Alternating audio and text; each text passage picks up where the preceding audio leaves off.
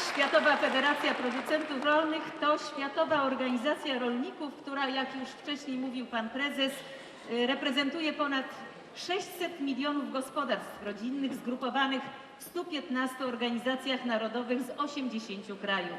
Jest to globalna organizacja, w której rolnicy z krajów uprzemysłowionych i rozwijających się wymieniają się doświadczeniami, obawami i wyznaczają wspólne priorytety. IFAP broni interesów rolników na poziomie światowym od 1946 roku i ma generalny status konsultacyjny w Radzie Ekonomicznej i Społecznej ONZ. Głównym wydarzeniem IFAP jest Światowy Kongres Rolników, który odbywa się co 2 lata, w tym roku w Warszawie. Oddaję głos panu Jackowi Wilkinsonowi.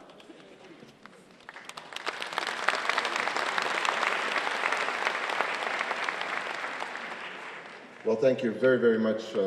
The lights are kind of bright, so I can't see you. So anyway, I'm so happy to be here with our Congress. It's just wonderful, the reception we've received today. I would like to thank Mr. Serafin and his organization, plus the Polish government, because I know they supported as well the activities. We've had a wonderful 3 days. We are looking forward to our plenary to start. So I'd like all of us to thank our host once again, please.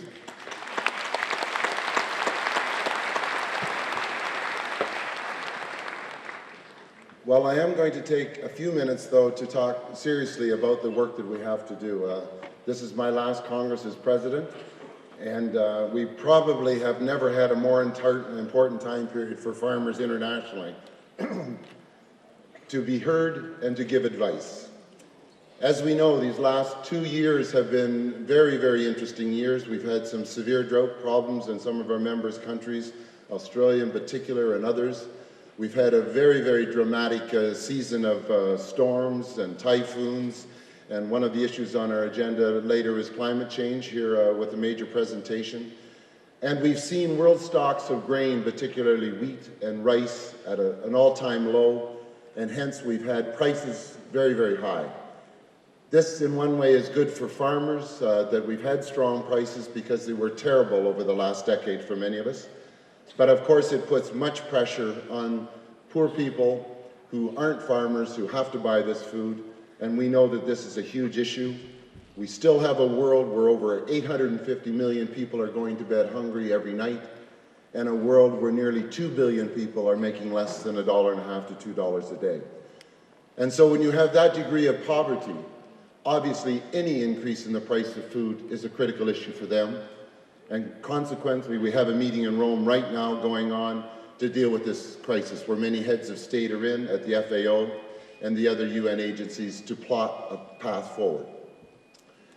Now, they must plot the right path forward. We've had 20 years of neglect in agriculture policy. You know in your country that you have been neglected. Issues of extension services, issues of credit, issues of land availability, infrastructure. In many countries, they have been neglected, they're falling apart, and our rural people are truly disadvantaged.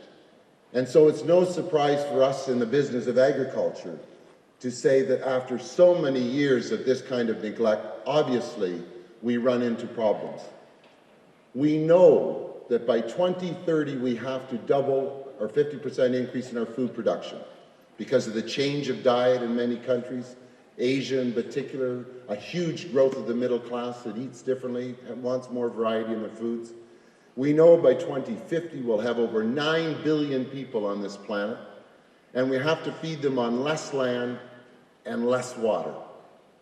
And with a climate that is going to be continually putting incredible stress on our ability as farmers to meet the needs of food production, environmental services, and obviously as well in some countries, the growth of the fuel industry. So this clearly is a wake-up call for the world to start paying attention to agriculture.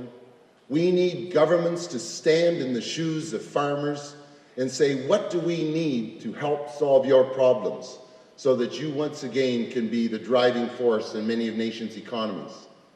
And we know that this can be done, but it will require a real movement by governments. We will be passing a declaration later on today that we'll be sending to Rome. We have some representatives from our organization that will be in Rome. And I would like and invite every one of our members in this room that when you get back from the IFAP Congress, you need to get a meeting with your Prime Minister, your Finance Minister, your President, whomever they are, obviously as well as your Agriculture Minister, and you need to ask of them and really demand of them a plan in your country, an agriculture strategy in your country that is going to start building the infrastructure you need to be successful. We must stand up for our members, and we must lobby hard, and we must fight hard. There is no reason why in many countries we still have a situation where we have post-harvest loss of 20 and 30%. In some regions of some countries, it's as high as 50%. We can solve this food crisis right now if we have the right support to do it. We've obviously built AgriCorps, which is a very strong agency to help build capacity of our members, and I want you to put this capacity to work. It is time not to just talk about agriculture, it is time to push, lobby, and demand the types of systems we want. We need to organize our producers even stronger in the marketplace. We have to get for our people what they need. Agribusiness can be our partner, but to be a partner, you have to have equal strength. And so our small-scale producers, our farmers everywhere, organization is now a key activity on all fronts. But I think we have an organization that's never been stronger. We have an increase in staff dramatically. We now have individuals that can work in the regions. And I'm already seeing the change in the attitude in some of the individuals who are members in the regions. We will have 20 new members who will be wanting to have confirmation that they have accepted their invitation to join our organization. That is a big step forward, 20 new members in 1 year. We have now the tools available. We have been never heard more often. We have invitations to speak and lobby everywhere. We have the opportunity to meet with researchers, OIE, the list goes on and on and on. So I want to invite you again to really work hard for the next 3 days. It is important what we have to say and do. We have to get our policies right, and then we need to lobby, lobby, lobby to protect the interest of our farmers and to take for the rightful position in society they deserve. Thank you once again for being here, and I hope we have a wonderful Congress. Thank you.